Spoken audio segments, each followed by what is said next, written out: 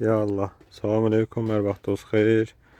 Deməli, bugün 2 fevral 2026-cı il. Tez-tez yazıb soruşursunuz ki, bu salafanı niyə çəkmisiniz? Yəni, canlıda da soruşan olur. Çünki altda da salafan var gördüyünüz kimi. Bunu çəkmemizin səbəbi ilk növbədə qeyd edim ki, bunlar termos deyilir. Termos salafan. İstəsəz yanlardan da çəkə bilərsiniz. Bizdə salafan 3 illikdir deyə yanlarda ehtiyac duymuruq. Həmçinin kəllədə də. Amma burada əsas məsələ nədir? Bizim çəkməyimizin həm istilik baxımından bizə lazım olur.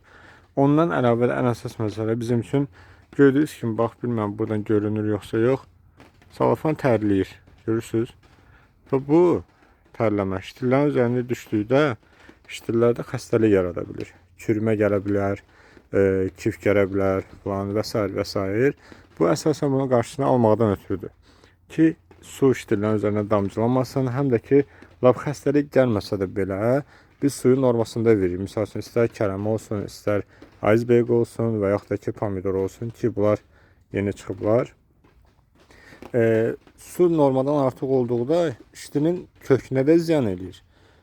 Ştil boya qaçır, kök zəif olur və çürümə də gələ bilir. Fuzariumun ən başlıca səbəblərindən biri ola bilir.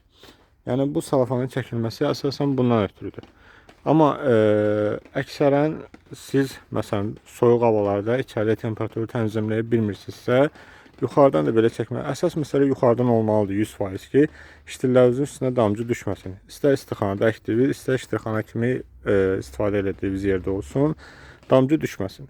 Yanlardan da çəkə bilərsiniz, istər bu tərəfdən, istər kəllədən, yəni bu fərq eləmir.